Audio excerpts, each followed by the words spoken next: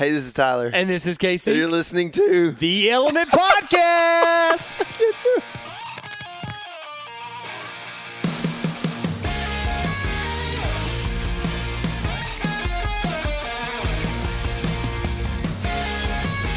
What's going on, all you woods people? Tyler's doing karate. Weird woods people. I'm doing jiu-jitsu over here, which means I like to lay down. And Hey, hold up. What? Is jiu-jitsu, what is it, like a defensive technique or what is it? yeah. So two people who do jiu-jitsu just lay down and look at each other through their legs. Do they? Sounds like Michael and Eric at the Buck Palace. White Palace. Listen. Oh, sorry. Jiu-jitsu, which one came first, Kung Fu or jiu-jitsu? Probably Kung Fu because Brazil wasn't colonized until the 1600s. Oh, jiu-jitsu is Brazil. Yeah. Okay. Well, probably 1700s. No, They're pretty 1600s. good at rodeo, too. Yeah, man. They're good at meats. Eric's here, by the way. Yeah. Yeah. What's up? I was just wondering because is jiu-jitsu the downfall of Kung Fu? I was watching Kung Fu Panda the other day. I don't even know That's if why I'm Kung Fu asking. is even a thing anymore. Yeah, I know. I don't even is Kung Fu a branch off of karate, or is it?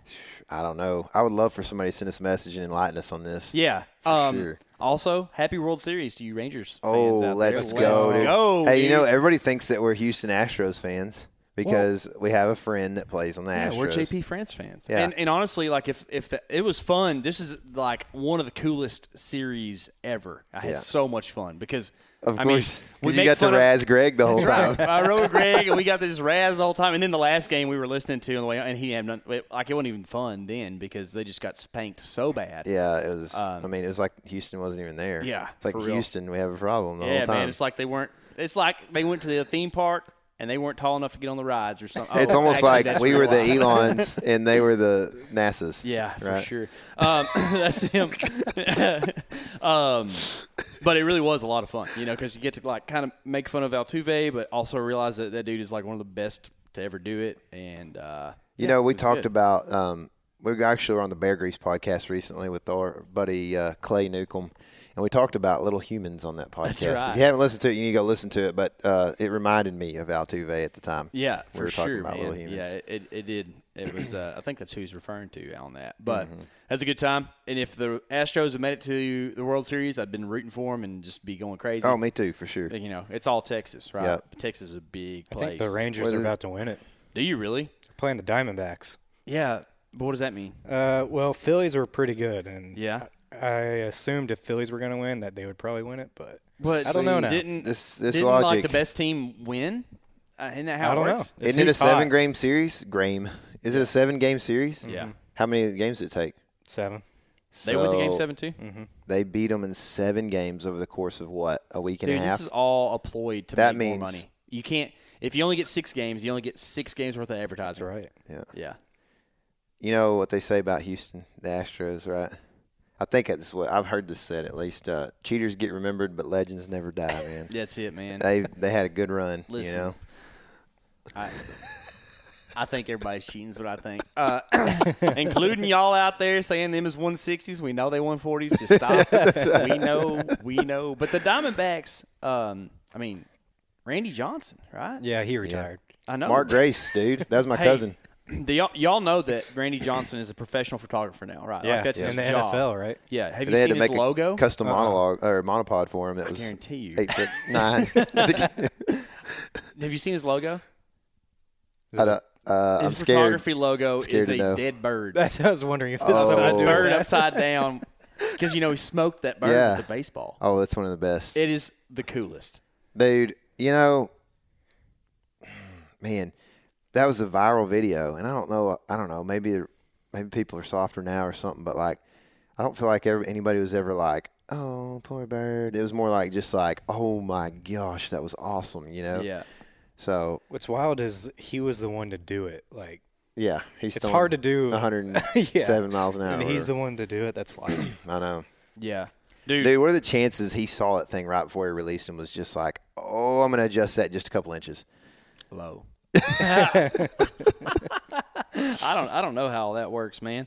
But it is cool that he did smoke the bird. Yeah. I've seen you, Tyler Jones, are on par with Randy Johnson with the bird smokage. You think? Yeah. With baseballs? No, with guns. I've Guns. seen you shoot. Oh, it's a little easier with You'd a gun killing some stuff than a for baseball. Sure. Yeah. Thanks, though, man. Yeah, you're welcome. I just love shooting a shotgun so much, man. I don't know what it is. You know, it's like Uncle Ted has the mystical flight of the arrow, which is something that exists for me too. But there's something about the shotgun. Spritz of the pellets. Yeah, it's Pristical. Which is different than Eric's mystical spritz from New Mexico. I don't want to know, dude. Oh, man. So Is that when he got pink virus eye? has been going around in the Element crew. Greg gave it to us like 2.5 weeks ago. Stomach And my virus. stomach is still not good. By the way, we need to say this now before later. For sure. We're going to have a Q&A on this podcast. It's a rough Q&A. Hope we haven't lost you yet. But, you know, if you listen to this often, you know that we like to have a good time. That's what we're doing. But we're going to get down to some serious business about some whitetail deer rut action. We have a ton of questions. So we're going to split this up into a couple episodes. That way we can make sure we answer these things to the best of our ability. Like we like to say, or I like to say, I don't want to put words in Tyler's mouth. I don't like to consider myself an expert, but I do have a lot of experience, and I do my best to gain more experience by the day in the whitetail world. So, you know, the opinions expressed in this podcast are of our own and are not to represent all whitetail hunters everywhere, but it's what we believe to be the case. I'm more of an excerpt than an expert. Yeah. Same word or same letters in there, but Yeah. You Is know. that a drip under pressure? Is that what that's Excerpt? called? Yeah. I think it's just a. Is that a movie quote? Well, I don't know, but Pop used to always say, "You know what expert is?" And I was like, the thing is like a drip under pressure, I don't know. which I don't know what that means for sure. I don't either. But you know, So times you are have some of different these then. sayings that I do not get. But I do have a movie feel like quote for you. I feel you know like that Clay little, Newcomb right now. You know how you used to have chickens? I still Yeah. got some chickens. How I used to have them, or Yeah. you used to have them? I do have them. You Yeah. used to. Yes, I did. You know how they leave you little gifts, Mm-hmm. and it's one of your least favorite things. Yep. But did you know that whole thing is chicken poop? Yeah. But you know that little white speck on top of it? Still chicken poop. Yep. Yep. Yep. That's a movie quote for you. I don't know it. Well, it's Is it Waterboy? No. This is for all them country music fans out there. Oh, you're Who's the talking about yeah. Who's the king? Daggone it, what is that, man?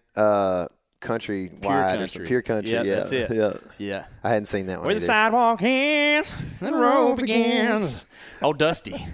That's right. He's the same guy. Greg that was in Sling, loves this, dude. Same guy that was in Sling Blade, or is that different? No. By the way, Because he's if any King of- California. If any of y'all know Lucas Black, he was in Sling Blade. He's in Tokyo Drift. He was in Friday Night Lights, of course, my favorite movie he was in.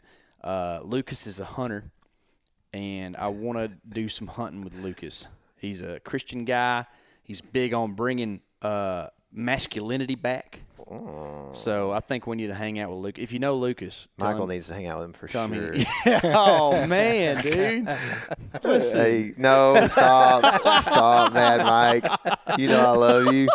Mad Mike and Sad Mike. That's who we get around here, man. That's it. That's the only guy we got. It's always fun when not everybody has the headphones on because you just crack on the guys without headphones that can't defend themselves. That's it. Michael can't defend himself anyways. Yeah, I saw this the other day. Anybody below 200 pounds is referred to as victim weight. Did you know that? I did not know that. Yep. I thought it was bantamweight. Maybe. I don't know. You know, it's Plain plain weight. weight, yeah. Maybe. I don't Yeah. know. I wish I'd played over 200 pounds, but I didn't. I wish I'd have played there now. I wish I'd have played under 200 Dang, dude. because I'd have been You'd faster. been a fast dude, wouldn't you? I was too big in college. Yeah, that happens. I was too big in college too, and I got tiny. But anyways, Wow. yeah, bantams are known like bantam roosters, right? Little Yeah, chickens. Yeah. Small. Little humans. But victim. Yeah, that's what we're talking about. Victim weight. So I think it's a thing in self-defense where, like, if you're below 200 pounds, you have to approach the world differently in a self-defense scenario than you do above 200 pounds. Really? Yep. Is that going to change in 20 years? It's going to be like 215? Because everybody's getting bigger in the U.S.? Yeah. Well, I don't know. That's a good question. I also feel like the BMI is important there too. Yeah, it could be. Because if you, 5'3", 300 pounds. You're gonna be a victim, even though you surround. Dude, I me. literally have heard that song one time, and that was the only thing I remember from that song. Dadgum, he's talking about a fudge round. Yeah, or that's something. it, man.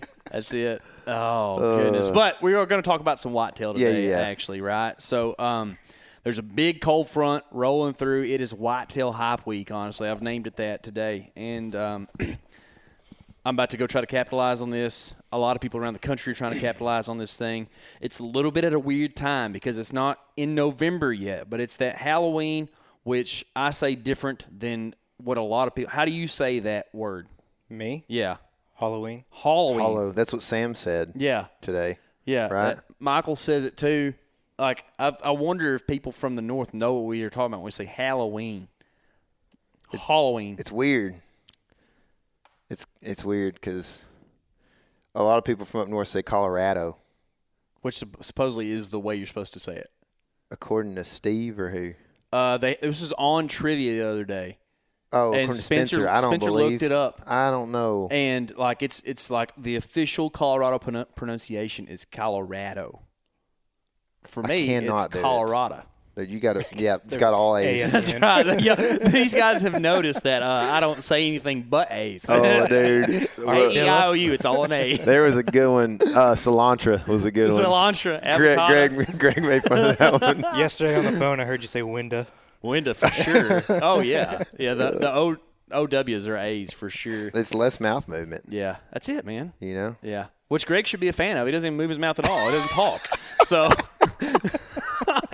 dude, you think Greg normally doesn't talk? He should have been in the truck when the Houston Astros were losing. It's real bad. He's on fire. Yeah. But big cold front rolling through town, rolling through the country. And through town for sure. That's right. Lots of folks are thinking about whitetail. And we are in that group. And we will get into all of those hardcore rut tactics that y'all like here in just a minute with the Q&A portion of this podcast. But first, there's a cold front rolling in. As we have already said, it's important that you're going to recognize that you're going to change not only your tactics, but you're going to change what you're wearing, at least what you're bringing to the woods. And this isn't going to be a big old first light ad because I realize everybody wears all kinds of stuff. But we're going to talk about like the function of some pieces a little bit here, right? It's one of the things that I've probably changed and taken note of the most in the past 5 or 6 years of my hunting. Okay, I just dress differently than I used to because a lot of us grew up. Tyler, I'm sure you're in on this.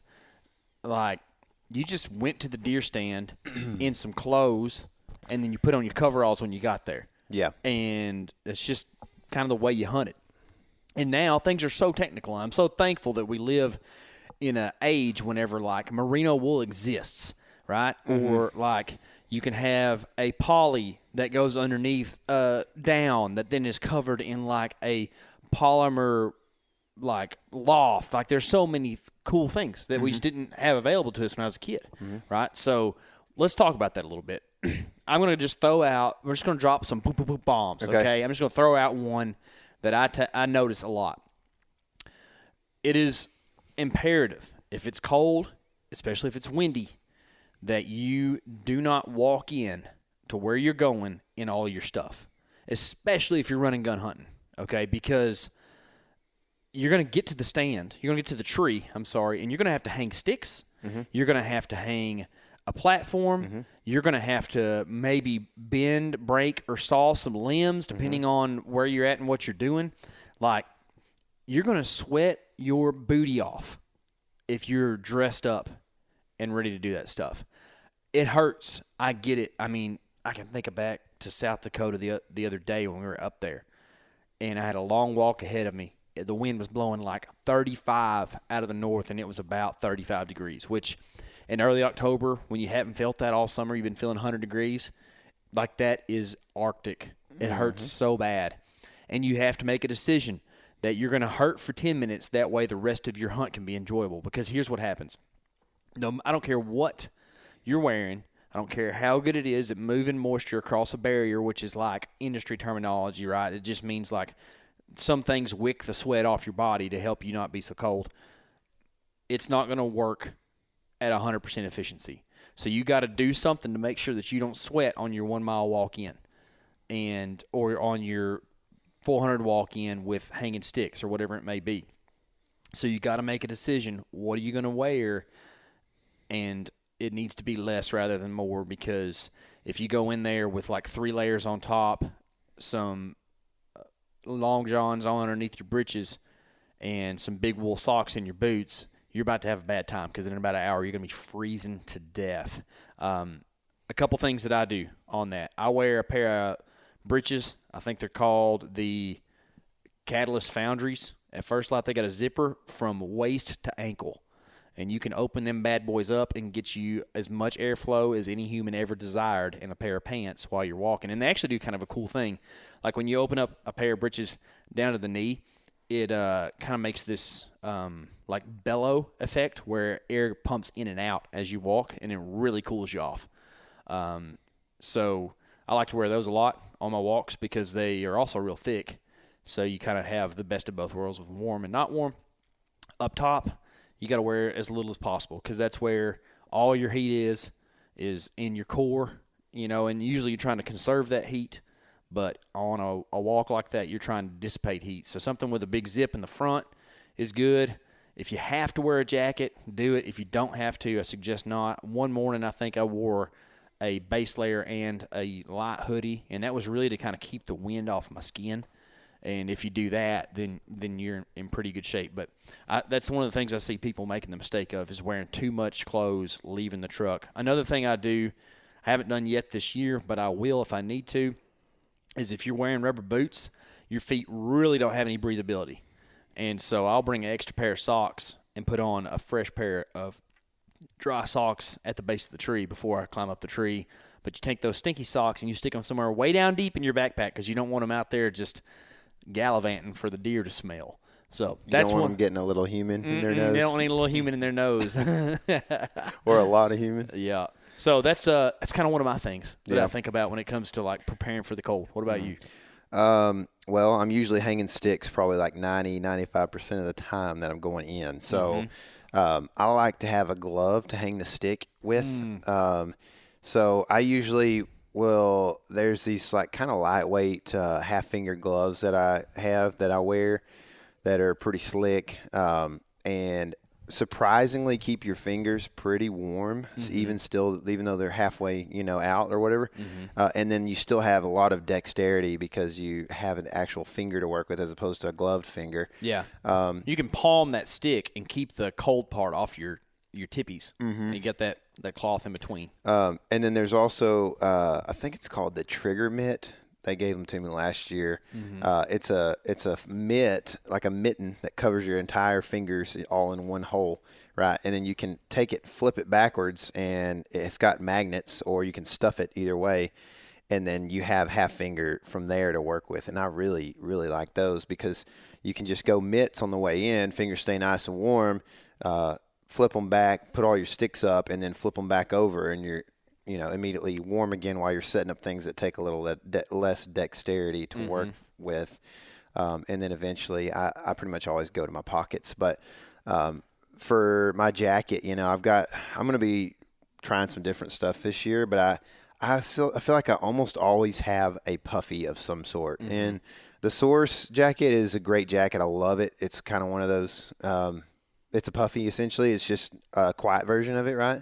Yeah, and it's a polymer, right? So it's not like a down puffy. Yeah. Yeah. But it's got the same kind of lofty, puffy, whatever they call those things on the inside. But I like, I don't know. I don't like, for cold weather, it's just another layer. You know what I mean? And I like it as another layer, and I'll wear it a lot as another layer. But it would be nice if it had a little more insulation, I think. And so I probably will wear more in the cold this year. I've got more jackets that I'll be wearing, like outer jackets that are a lot more insulation. So just thinking about it for me, like I run pretty cold these days, and I'll have, between like, I don't know, some kind of heavy merino / light sweatshirt, I'll have like one of those, a sweatshirt, a vest, maybe a like medium jacket and a heavy jacket on it, and I use just lots of layers just to kind of regulate. That way, when I'm walking in and out or being active, I can get more and more layered up, and I almost always have at least one more layer than I think that I will need. That's a big point I was going to make. I'm glad you made it. I mean, just have an extra thing in there. You never know whenever one of your things like gets wet or something and you need to put a different one on or something. But I think that's a big deal. Just having one extra layer, usually a top. And that's where that puffy comes in handy because it crushes down so small. Bottom and of your it's pack, lightweight. forget it's in there all season and just use it when you need it. Its weight to warmth ratio is really good, Yeah. I usually, if you want to talk about numbers of layers, on top, if I get more than 4 on, I feel really Michelin Man.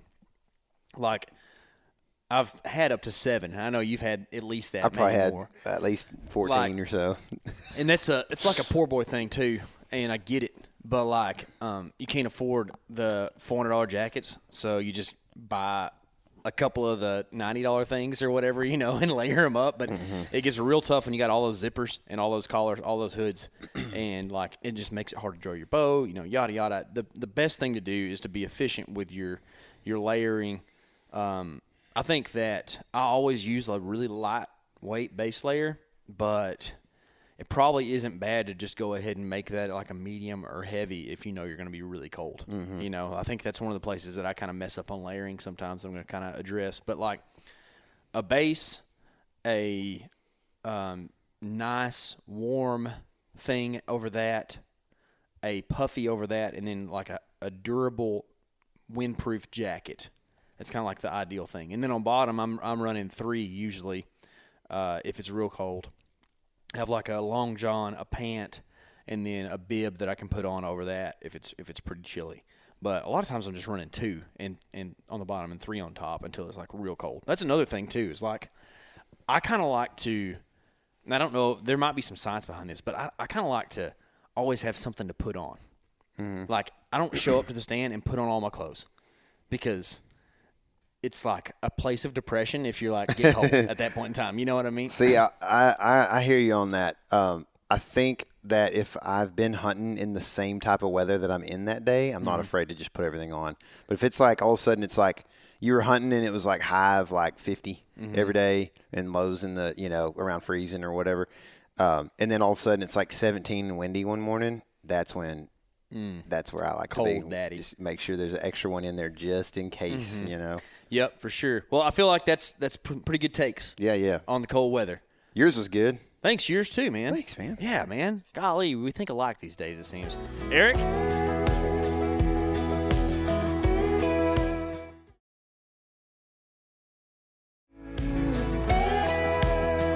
Eric? How about some rut tactics questions? You got some of those over there? Let's start it. Ractics. All right. All right, first question is, when is a good time to scout without worrying about messing up someone else's hunt on public land? Or is this even something I need to worry about? Yeah, and this is a guy, we got this as an email.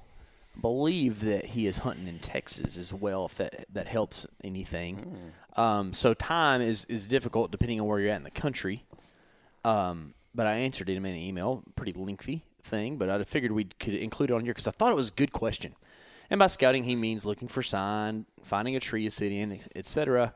And so, Tyler, I've answered this once. Why don't you answer it now? Oh man. Okay, this is a tough question. Or do you want me to answer it? No, just let me answer it, and then Okay. we'll see if it matches up with what you sent him. Okay. Okay, so a good time to scout. I think that there's more, the way I look at it is probably like when is a bad time to scout if you're worried about messing somebody up. So a bad time to scout where you might mess someone up is during the like first or last 2 hours of daylight or so, maybe even 3 hours during deer season when there is an open deer season going on. Outside of that, I can't think of like, I guess you could consider squirrel hunters or pig hunters or whatever, right? But like, most people are out there deer hunting when I think about public land hunting, or big game hunting, at least if you're in the West or something like that, maybe, right? So I guess that's kind of when would be a bad time. And then I would say like Outside of that, it's public land.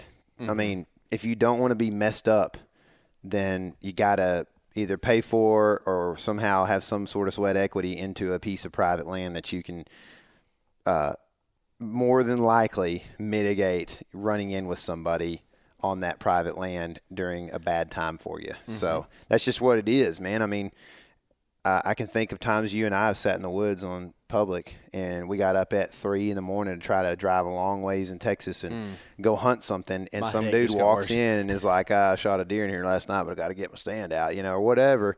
And you're like, man, I got up so early and I stayed up so late because my kid was sick last night or whatever, and it's like, it's tough. But at the end of the day, like, you and I could have also gone and gotten real boy jobs and probably at least had a deer lease where that didn't happen too much or something, So. Yep. So I'm just going to read my response Okay. and see how that lines up with what you said. I feel like it's about on brand. I said, hey, Logan, by the way, y'all don't send us a ton of questions in email, but just really good ones you can send, okay? But we're going to try to do these Q&As often. So if you have questions, just, send them to us on social, preferably Instagram for questions, and we'll get to them for sure. And thank y'all for the participation in this kind of stuff. It's a lot of fun. I said, hey, Logan, that's a good question and very considerate of you. You're not obligated to think about other people's hunts, but I'm glad you do, which is kind of what you said about it's public land. You have the right to do what you want to. If I'm going to scout on public during deer season, it's usually exclusively midday unless I'm scouting my way in somewhere in the afternoon. Between 10 and 2 feels like a good time. So pretty much those it's kind of like driving a vehicle. Yeah, it's like you could, and I'm not saying Logan's not smart, but like you could use some common sense and just be like, well, when do deer just really not move around? That's a good time to be out there. Now, there are some guys that are going to spend some all-day sits in the stand, and that's their prerogative, and they shouldn't that's awesome that people do that, but it shouldn't make it to where you don't have access to the land because they choose to be in there all day. That's just kind of my take on it. All right, next question is, someone trying to shoot a doe right now, should they hunt around doe bedding? Depends on what else you got. Yeah, I mean, if you're not worried about shooting a buck all year, then probably. I mean, it's a great place to shoot a doe if that's your whole goal for the year. If you want to shoot a doe early in the season and you still want to shoot a buck in the rut, it'd be good not to shoot a doe probably too close to doe bedding, because if it runs into the doe bedding and then you got to spend the evening trying to track it in there and everything, you could probably mess things up. But at the same time, people will fight me on this, I'm sure. But Clay said it in the podcast today. A mature male of these animal species is just a different animal. And people say, oh, the old doe, that's the one. And it's like, man, I still don't think that way. I still think that the buck is just a weird animal and it does weird things. So, I guess what I'm saying is, even if you go busting up into doe bedding, it's usually where they're not getting messed around too much. There's a high chance, I guess, that they still end up considering that bedding in the future. It just may take a few days. If the implication here is how do I not mess up other hunting opportunities by killing a doe, then I would hunt a good food source over doe bedding for sure in the evening, trying to kill a doe. I mean, it's a great way. Does come out early, and you're probably not going to be too picky trying to kill a doe, so just do that. And if you really want to get some preference in there, hunt a food source that's going to change once the rut gets here. Like, you could hunt standing beans or standing corn, and that's not going to be here on November 10th, most likely, or whenever you're rut hunting. So maybe that's a thing to do instead. How do bucks use the wind, and any good strategies to play the wind without getting busted? Man, we cover this in our personal conversations all the time because we're constantly learning about this. And it's so subjective that it is hard to put your finger on something. But I think that deer do not walk with winds that are at 90 degrees to them. That's where I'm at right now. They don't walk at winds that are 90 degrees? Not often. Really? So I think that, everything depends on the area the deer's in, right? So, like, if he has a pinch point that makes him walk west and there's a east wind, he's going to walk with the wind right in his face. But I think that, like, if a buck is cruising, he's going to try to have that wind, like, off his point of his shoulder or off the point of his hip. So it's like at a 45. You get what I'm saying? Mm-hmm. That's kind of the way I think I'm seeing deer use the wind a lot of times right now. Sometimes it would seem that a deer almost would rather have a wind at its tail than at its nose, which is kind of counterintuitive to what you think about for deer hunting. But I can think back to Nebraska. We had some bucks come into a field, a alfalfa field, from a different spot than we expected them to, because we had a southeast wind instead of a straight south wind, and I think that might have contributed as to why they came from the southeast instead of the straight south. But I don't know. But that's kind of my, like, baseline as to the way I think that deer use the wind. In general, don't blow your wind at them. is the easy way to get around that, right? Like, you just the just off thing that people talk about is really good, and I use it a lot, but it's really sketchy too, and you don't always win that battle. And if you're hunting a really big target buck, there's a real good way to mess him up. You know, you are more likely to lose the just off than you are to win it, I think, especially on a light wind too. Tyler, what do you think? I'm a little bit different, I think.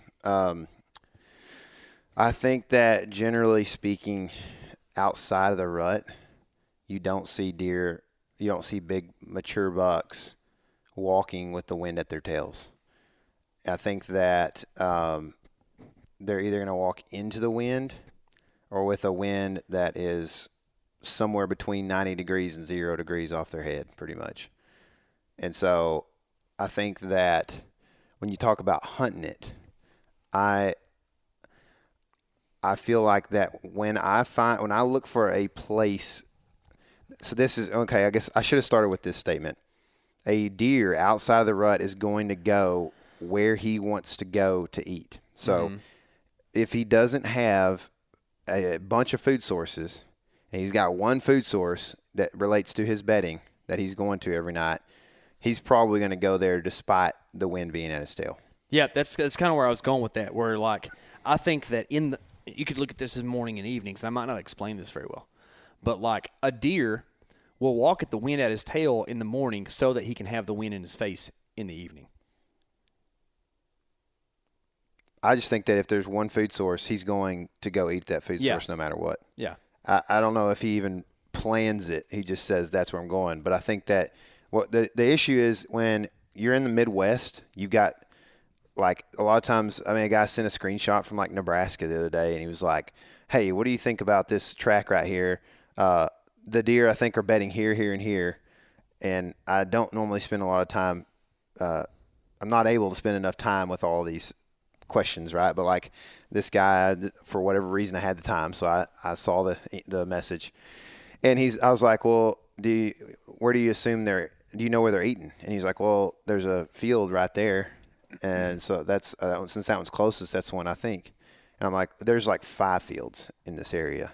And I'm like, well, they're all within like a half mile. Why do you think that he's going to that closest one necessarily, you know? So I guess what I'm saying is a lot of the country has these multiple food sources around bedding pockets. And I think that in those areas, a buck will oftentimes go to the one that is advantageous to walk into the wind to, right? Mm-hmm. So when he gets out of bed, he's going to walk into the wind to a food source. In my opinion, most of the time. There's a lot of exceptions to these things, but that's the way I see it. If there's one food source, like in South Dakota the other day, a buck's going to walk with the tail pretty much, or the wind right at his tail. Mm-hmm. And because that's where he has to go to eat food that is different than the willows that he's bedded in. You know what I mean? I also think that in that situation, the fact that he was able to walk through pretty open country helps that. Yeah, he can see in front of him really well. For sure. And there's other deer around. Usually, like that older buck is waiting. He's one of the last ones to come out, so he's waiting until there's other deer that have already gone through the area and, checked everything out a little bit. But I guess the way when I think about hunting a spot and when I look on the maps at night and I'm like, oh, I got to find a new spot for the morning. If the spot works out perfectly for me with the wind, I don't like it. I'm probably not going to hunt a spot that the wind is perfect for me. I'm going to find a spot that like I said, is either 90 degree to which direction or which trail I think they're on, or better for them. And so I have to either play, like if it's at a 30 degree off of his nose, then you've really got to make sure which side of the trail you're on and throw a lot of milkweed and make sure that it's not like 50 yards down there whipping back around or something. Make sure there's a creek that's sucking it even further, more off that 30 degree mark, And so like, I guess I'll just say I don't like hunting like I think a Nameless, that was a 90 degree wind for him. He was walking basically like if we were looking straight into the wind, whenever I shot him, he would have been perpendicular to us. It was pretty much would have been a broadside shot if he was walking. If we were looking straight into the wind in the direction he was walking was 90 degrees. So I think about that a lot and how he was cruising and smelling at a big, huge swath of stuff from his side and kind of playing into the edge of that property so he could smell it all, The wind's a weird deal, man. It's there's no real guarantees or no 100% things. I will say this. It is honestly, if you want to look at this kind of like pragmatically, it's way more important where you blow your wind than to think about how the buck uses the wind. Does that make sense? Yeah, I think would so. You agree with that I statement? would too, yeah, for sure. Yeah. So, like, you can see deer and make moves on them, but if you're blowing your wind at a really bad place, you might not ever see the deer and know what to do. Right.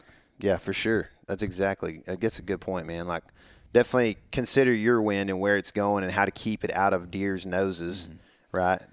More than which direction they're traveling. I mean, you have to think about that some, but it's more like, can I keep my wind out of this deer's nose if he's working to this food source from this direction? A couple things that help with that kind of stuff too is feeling comfortable at longer distances. And I'm not telling you to shoot farther, but be good at it. You know, like if you can make a 35-yard shot on a whitetail, that's going to help you set up in a tree that's a better, more advantageous wind tree. And learning how deer react to calling, because a lot of times they just are hard to kill because they don't want to walk near the stuff that you can be in. But if you can call them over there, you can shoot them. Yeah, for sure. And they're going to play the wind when they do that, for sure. Yeah. Snort, wheeze, or grunt to close the distance on a mature buck? Ooh. I probably am a grunt guy most of the time. It's hard to just start out with a snort wheeze for me too. I'm kind of right there with you. I killed a deer in Kansas in 2020, I think it was. I don't know. It was 2020 when I grunted at a deer from way off and called him in, and it works. Yep. I mean, I have hardly ever had a deer have a negative reaction to a grunt. Unless you go with it, right off the bat. I mean, that happens. It can happen. But I haven't done it. So, yeah, I think I'm a grunt guy. Is the pre-rut better than the actual rut? No. No way, dude. The rut is the coolest thing in the whole world, dude. I think that, like, I think about Wisconsin when I think about the pre-rut, because we got a lot of friends who hunt the Wisconsin area, and they love the last week of October. And I just think it's just a little different up there than what I've ever hunted. So maybe that's why some of that sentiment comes up, but there ain't nothing better than them just going wild after does.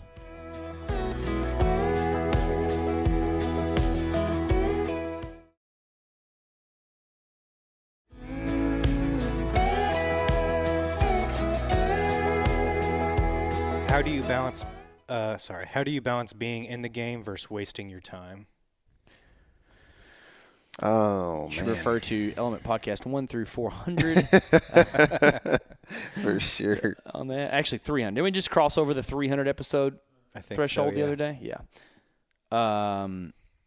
We talk a lot about the term knowledgeably aggressive, and I think that the only way you're going to balance that is to experience it you're going to have to make some choices and have them pay off or have them mess you up, and learn where your little special spot is, because that also has a lot of variables because it correlates to everybody's skill sets and just their general experience in the outdoor world. And you're going to have to pair that with how aggressive you can be and what even aggression looks like. I mean, think about your job. What is your job? You do it 8 driver. hours. Yeah, you do it 8 hours a day or whatever you do, 5 days a week, and you get pretty good at it if you want to, right? If you want to be pretty good at your job, you can get there. So in the same way that if you have done that for a few years, in the same way that if you could be a person who waits tables and you have to deal with somebody who's being a jerk to you. The first time you do that probably hurts your feelings pretty bad. And about time number 15, you start to go, oh, that guy's just a jerk. Or maybe you're thinking, he's just had a bad day or whatever. Mm-hmm. And you learn to handle the situation better. And that's what this is. I mean, the more you deer hunt and the more you put yourself in, this is why feeders are great for guys who want to learn something about deer. This is why a green food plot is a great thing. Go sit those things and learn what deer do. Learn how they interact with each other. Learn how they eat. Learn how they interact with the field. How they interact with crows and squirrels and turkeys and hogs and everything else. How they act whenever they see or hear something they think is a threat as opposed to another deer. Like when that's they smell your ground scent. Mm-hmm. When they smell you, what do? Right? These are the things that you have to learn basically by just being there. I mean, you can watch all the TV you want and it just cannot – we can have 360 cameras and you still can't get the perspective that you get by being there and seeing it with your eyes and knowing how far that deer is when it smells you, how exactly it reacted when it smelled your ground scent and how far it went, because on TV it looks like the deer just spooked off. Well, it might have gone 15 yards, calmed down, started eating, and then eventually it was like, I'm thinking about that. I don't really like it. I'm going to keep going. Mm-hmm. They do weird things. So I guess it's a long way or elaborate way to say, but I mean, what KC is saying is correct. You have to just be there to learn this stuff, and you're going to have to mess up. You can't be afraid of that failure. All right, this person said, I'm a new hunter and heard a lot of things about the October lull. Does your strategy change from mid-October to November, having a hard time patterning bucks or figuring out how the wind affects deer movement during this time? And curious on your thoughts and tips. Well, I think that the lull and November are quite different from each other. I still have not, and maybe this is a thing that I learned in 4 or 5 or 10 years, but I still don't know if I fully believe in the October lull. It's weird because certainly there's a lull on a lot of our cameras right now. Mm-hmm. I'm seeing it more this year than I ever have. But maybe we haven't. Yeah, I feel like that way too. But maybe we don't have our cameras where the deer are. Like, you know what I mean? Like, maybe we put any cameras under a white oak tree? You know what I mean? Yeah. I mean, that's why it seems like a lull, because they're in there in the oaks. Maybe there's something that happens as the days get shorter and the temps get cooler that creates sugars in some sort of plant that nobody even thinks about or talks about on whitetail media. And we don't know it, but they're hammering that stuff right now, and it causes them to stay in the trees because it's like a closed canopy forb or something. Mm-hmm. You know what I mean? So I don't know. It's just one of those weird things. But I guess I would say that we talked a lot about the wind already. So I guess the question is, would you hunt differently in the rut as opposed to the lull, or is the lull real, or what's the actual question? Does your strategy change from mid-October to November? Oh, so yes, it changes a lot, like I said. And I think that we're talking about rut stuff a lot right now. And well, we did some map scouting for a Texas public land piece that we're thinking about doing a little hunting on. And we had this conversation about how, like, the pinch point is alluring, but that's not what we can do right now. Mm-hmm. Like, because they're just not moving far. Mm-hmm. So, like, you could hunt pinch points and maybe see some deer, but it's probably not going to be near as poignant of a point as, like, a November 6th, mm-hmm. like you're looking for something else. So yeah, for sure. Does this person say they're a new hunter? Yeah. Okay. So I mean, everything in whitetail, or a lot of things in whitetail, are not very universally understood. So just know that, like, if anybody speaks in absolutes, just be wary of that, I guess, because there's not, like, even in the wind stuff, there's not a whole lot of absolutes. There may be a few, you know what I mean? Yeah. So just, I don't know. If somebody's speaking in absolutes, they may be trying to convince you that they're an expert more than they're actually trying to help you kill a deer. That's a good point, man. And I think that as a new hunter, and Eric, you can probably kind of think about this some if you have anything to add to it, because you're not new, but you're newer than maybe Tyler and I are. You have to beware of, like, the guru, right? Because it's just like what you said. There's a lot of guys trying to make a living. I don't blame them, but at the same time, like, if I went out trying to just focus on marsh bedding right now in East Texas, I'd have a real tough go of it. Oh, I can't. You know what I mean? I'd be trying to look for a marsh. Yeah. And they ain't one around. Yeah, It's at dry. Oak Island or something. That's right, you know? yeah. I mean, And so, like, I think that I'm going to answer this a little bit different direction since you covered that really good.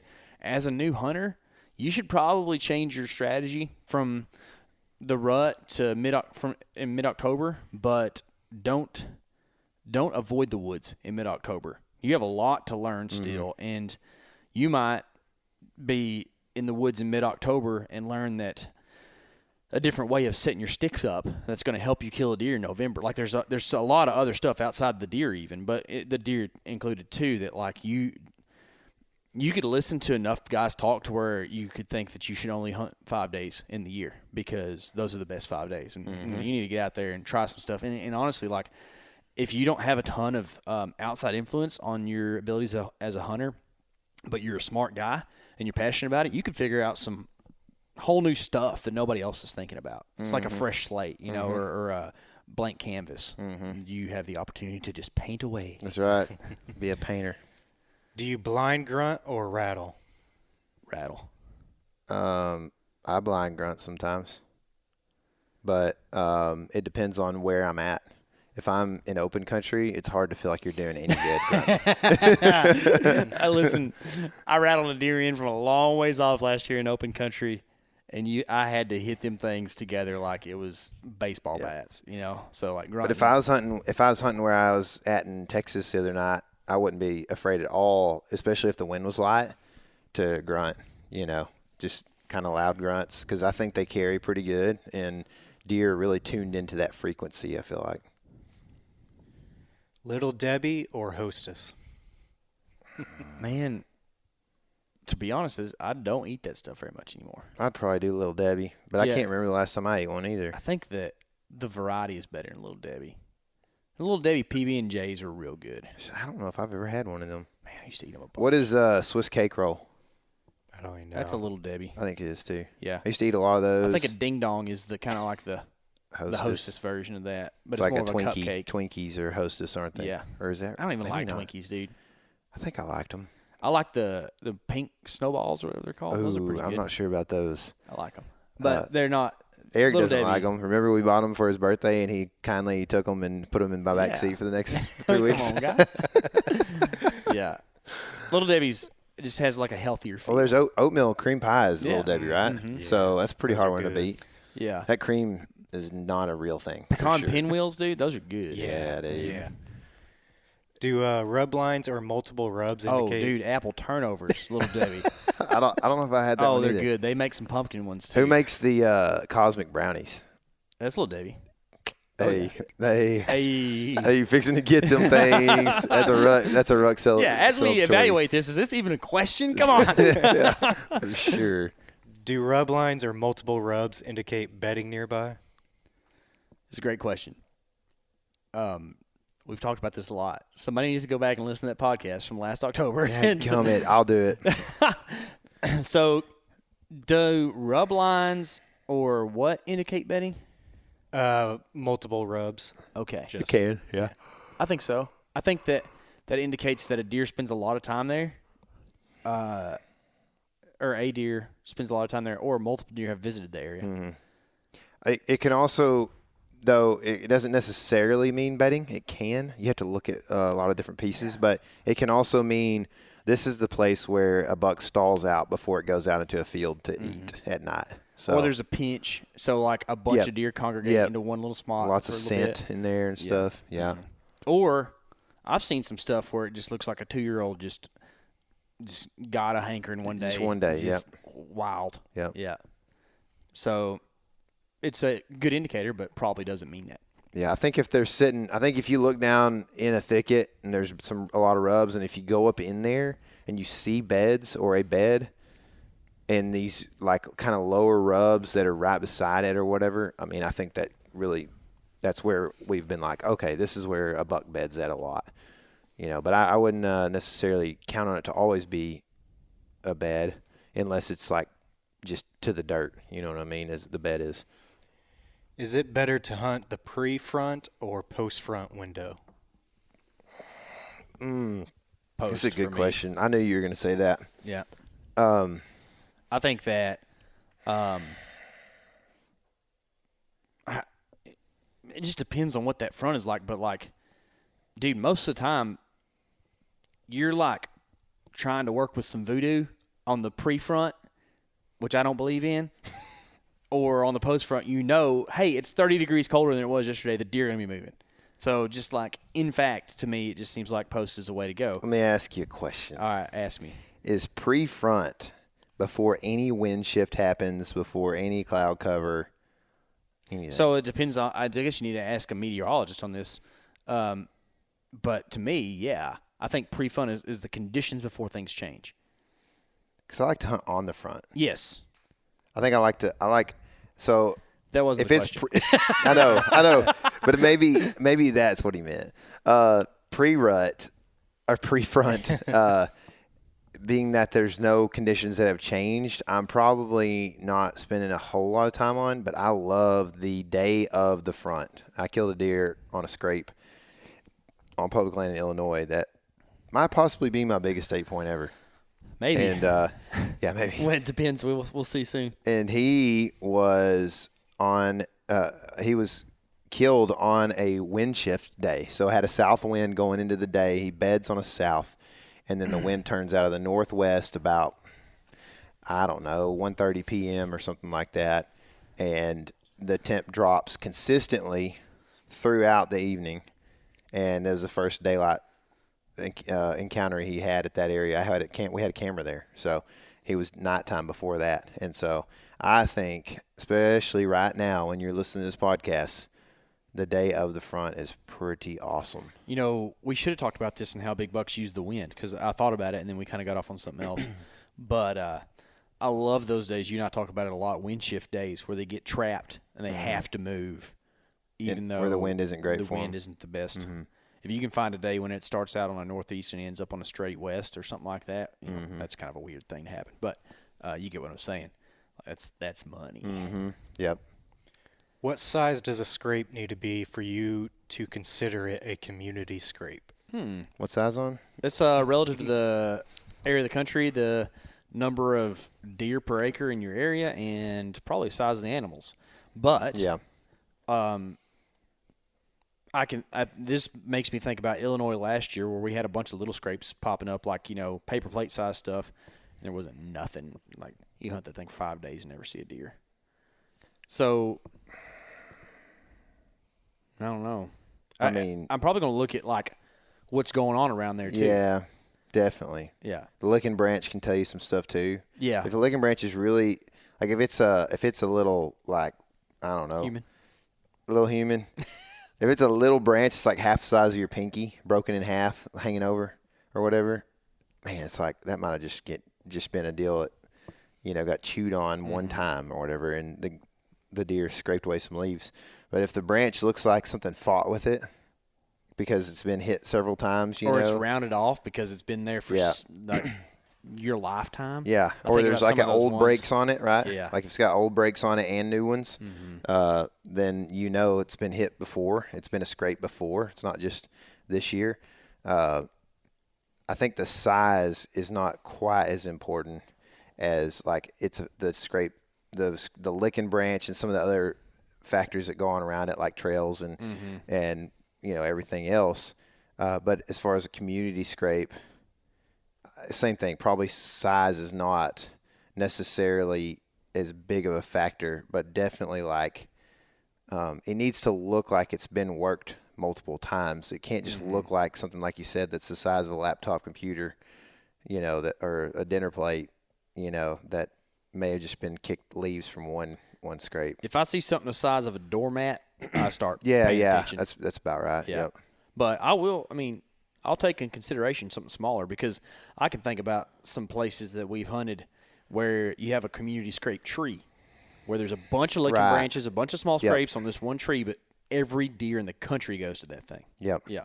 I found one, and if you've watched Buck Truck from Arkansas, where I had that 2-buck encounter and I missed that one low, probably 100 yards or so from those deer was one of those community trees. It had multiple scrapes on it, but one of the scrapes did have a licking branch that was really eat up. It was the best scrape on the tree too, but there was multiple scrapes around it, and none of them were like, the size of a car hood or anything like people who you hear about. Yeah. But all that together is just a lot of scent in the area. Dude, Greg and I set a scrape that he found in Texas last year that was like the size of a living room or something, right? And we didn't see a deer, So like, it ain't everything. Mm-hmm. Favorite climbing sticks? Ooh, man. Ask me in about a week. Yeah, that's let's bring that one back. We're not going to get through all these questions, and so we'll have multiple more of these. So, Rut Q&A 2, 3, 4, something like that. In the next couple weeks, we'll have that answered. I think we're going to try some new ones to try out. Yeah. Tips on being still. Ooh, good one. Stay warm. Greg would be a good one to answer this. Still guy. He is a still guy. Moved. You answering it? Oh, y'all be on your phone. Oh, do be on your phone or don't? Oh, Yeah. Yeah, I think so too. You just got to make sure that like when you go to look up, you're not just like, like you got to be careful like when you look up because you might get caught. Yeah, it's a big deal. Don't hunt in a saddle because you can swing around. You have to have a lot of discipline to stay still in a saddle. Yeah. Hunting a box blind. Yeah. You don't have to be still. I mean, I would say don't get too hyped up on caffeine in the morning. What else? Be as comfortable as you can, which kind of goes Warmth. into the whole staying warm, but like don't be hurting because you got to squirm. Don't have an itch. Here's one that helps. If you think you might need to pee, go ahead and pee. Yeah. Because the worst thing, and Doe's going to walk in. Yeah, Doe walks in, stays for 20 minutes, and then you're freaking out. Yep. And then you can't make a good shot on the buck that comes in because you right. got just all the pee need going on. Yeah, I pee a bunch, man. Just as soon as it hits any sort of sign of peeing needing to happen, I do it. But, and I would say probably, don't eat a big old breakfast either because that's a good way to have to get out of your stand. Yeah. What else? I mean, the comfortable thing kind of covers a lot, so maybe it would be good to go into that a little deeper. Make sure that if you are saddle hunting, that you're set up the way you need to be as far as like how high your tether is on the tree, how your platform is set, because you don't want to have to readjust that thing and do different stuff like that. I don't know. That's a bunch of stuff. What do you think? Tips? Be in good shape. Oh. Yeah. I mean, if you're not Thanks, in good Eric. shape, then Looked at me when you said that. No. If you're not in good shape, then you're gonna, get sore quicker and other things. Not going to be mentally strong. Decent footwear. Yeah. Michael had to hunt in Crocs the other day. That didn't do him no good. Well, you got to be tough, what they say. How far north is the buck truck going? Oh, wouldn't you like to know? These specific questions. Arctic Circle. At some point. Cool, wouldn't it? Yeah, let's go. The Dakotas. Pretty much. Maybe. I mean, we've already been there, so Yeah. I mean, I know that's how far for sure it's going. Yeah, So. exactly. We'll Yeah. see from there. We'll see. When does the rut start? Oh, Hell, it depends on where you're at. But generally speaking, man, okay, hold on. Is this like a big question? it is a big question. Because So you the could- rut starts It could be dates, or we could go into like Biological. deer, social activity. Yeah. And I mean, also, is the rut an observed action or is it a copulative action? Oh, this is how certain organizations have made their money is playing that game. Yeah. Like, well, actually, the rut is. Well, let's Get make out some of money. here, Let's nerd. make some money. So, I mean, Rut Fresh started on like September 6th, right? So Well, I guess, that. yeah, you should send a question to Mark Yeah. Kenyon. He thinks it starts on the 6th. But to me, if I go with like chasing is the start of the rut Yeah. in my mind. And I would say, yeah, so I would say, like, it still depends on where you're at, right? There's hardly anywhere in the continental U.S., I think, that very much chasing happens before like October 30th. Yeah. Now, it does. We 'cause- saw a little bit that year in Iowa you were talking about. Yeah. And But it was a snow Yeah. on the 28th, right, or whatever. Mm-hmm. I would say, and Iowa's pretty far north. I don't know if people realize. Yeah, it's but way up there. It's pretty far up there. And two, the bucks are way more in the mood than the does are. Yeah. So they're going to start doing stuff before the does are ready to do stuff. Yep. I mean, you could just look at it across the board and say November if you want to just give a really fairly correct answer. Yeah. There's outliers, Yep. and there's rut maps that you can usually probably kind of follow, but I bet you Yeah. every state the whitetail exists, there's a doe getting bred the first week of November in that state. Yeah. Well, and like I said, there's a rut map. I think OnX has like a southern heat yeah. rut map that if you want to turn that layer on, it shows you kind of like, I guess, based off of biological data when they think the rut is. Mm-hmm. So, That's I think that's all we're gonna get to today. really? Oh, man. Man, just strict. That's it, dude. Strict Rick. Strict Rick. Stopped it on a hard one. All right, guys, look Streak. forward to episode 2, and it's not episode 2, but the second part of the Rut Q&A. There's a ton of stuff. We'll try to get to as many of them as we can, but, man, these are heavy-hitter questions because this is the time of the year that we look forward to so much, Yeah. and I hope you're enjoying it. Hey, Eric, What's up? are you going to have a video on the Element YouTube channel soon? I hope. We better review it. Is it? Oh. Has it got you in it? It does. Who else? Chris Webb and Hunter Dickens. Oh, Lee, does the deer die in this video? I think so. Oh, he was going! So, hey, if you're listening to this week, I think that this comes out. I think we're getting one out. So, be looking on our YouTube channel. Make sure you're subscribed there. And remember, this is your element. Live in it.